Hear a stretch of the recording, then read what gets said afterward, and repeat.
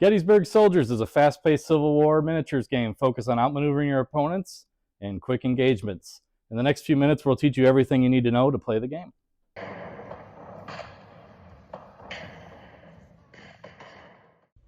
Gettysburg Soldiers has 5 main terrain features.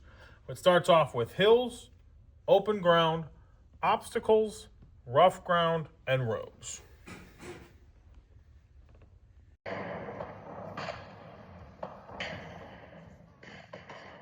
Gettysburg Soldier has 4 main troop types. The order of battle consists of infantry units, cavalry units, artillery units, and generals.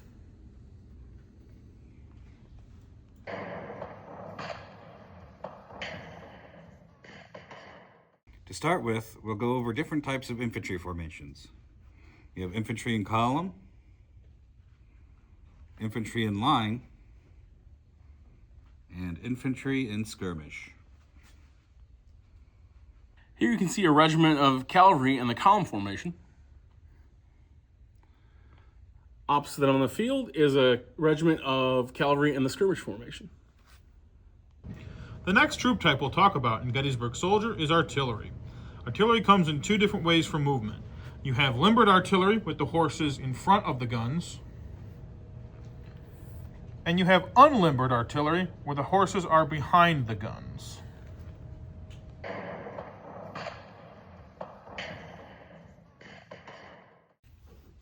All infantry get 6 inches of movement over open ground. Here we're going to move this infantry regiment up to the fence line.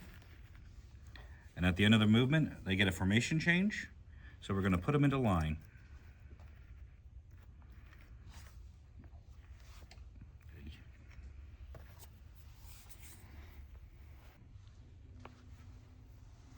Units moving across an obstacle or through rough ground can only move 3 inches.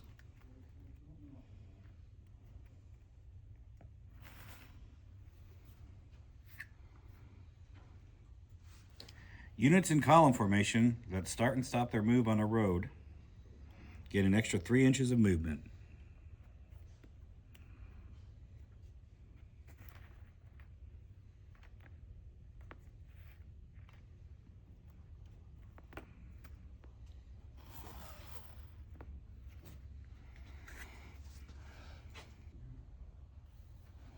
Units of cavalry move 12 inches over open ground.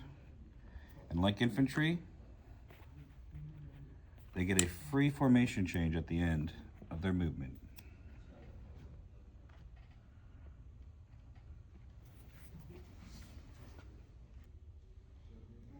Limbered artillery gets 12-inch movement.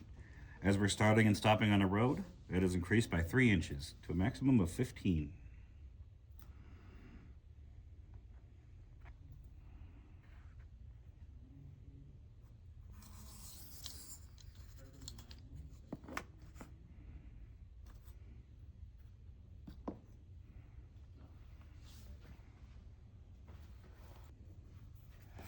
Unlimbered artillery can only move an inch.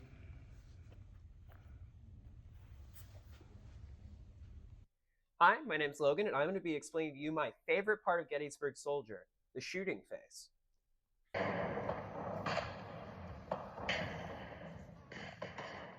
Over here, we have 2 groups of troops. I have this group of Union troops, which are firing into a group of Rebel troops.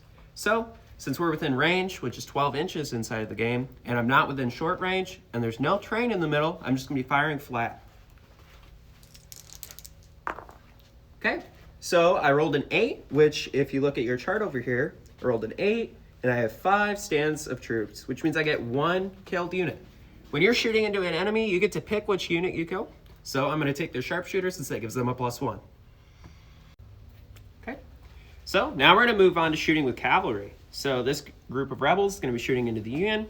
So since they are mounted cavalry and we're in between a fence, it's going to end up being a -3 to the roll. So we're going to roll. And I got a 9, but because of that -3, we're going to go down to a 6. So at 5 stands of cavalry, I am going to get 1 kill on the unit troops. So again, we're going to take a sharpshooter since it gives our enemy a +1. Okay. And now we're going to show you what happens when you shoot with dismounted cavalry. So when you have a group of dismounted cavalry, such as these Union troops, and you're within close range, which again is 6 inches, which we are, we're going to get a +2. So with the +2 of being close range and the -1 of defense, we're going to have a +1 overall. So let's roll. Ended up getting 11 with that +1, which means that with 4 stands, I'm going to get 1 killed and 1 retreated. So we're going to take one of those, and there we go.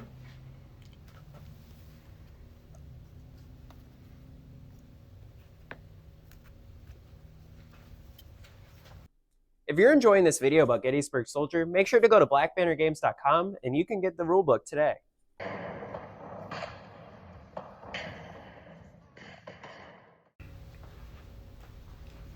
going to start with this battery of Union artillery.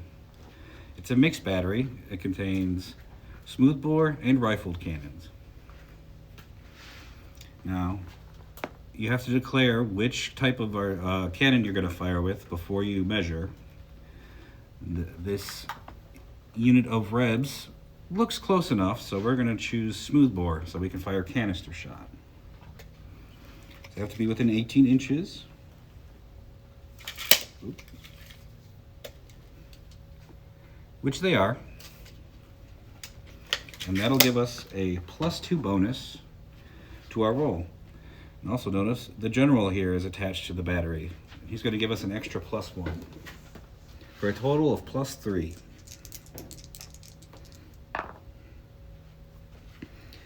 We rolled an 8, +3 is 11. Let me check the artillery versus troops column. Rolled an 11 or 12, 2 killed, retreat.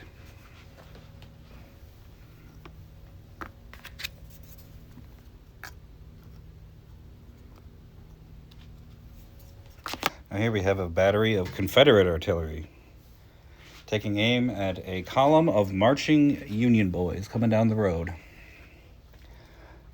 Due to the distance, we're going to choose to fire the rifled barrel. They don't seem close enough for canister. And rifled cannons give you a +1 bonus to your roll. And also because we're firing through 3 or more stands, that's what's called enfilade fire. And it gives us an extra +2 for a total of +3 to our roll.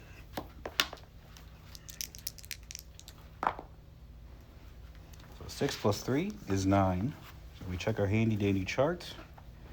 We get 1 killed, retreat.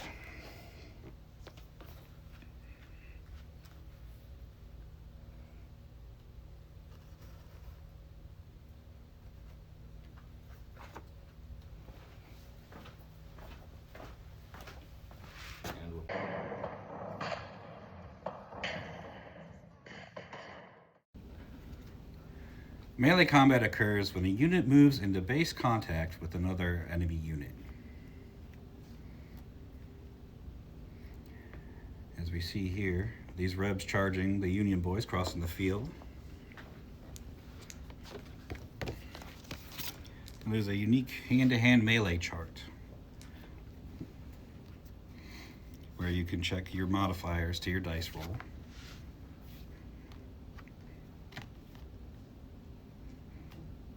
And right now, the only modifier would be Rebs attacking, as they got the charge off.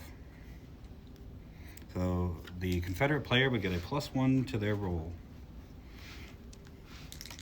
Unlike shooting, this is a contested dice roll where you and your opponent both roll off.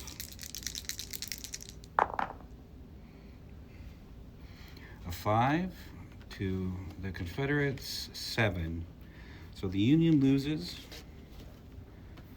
by 2, so they suffer 1 kill and have to retreat.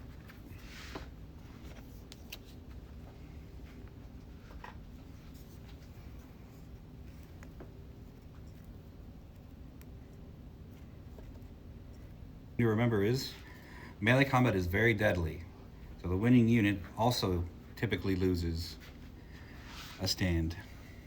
In this case, just one stand of infantry kill.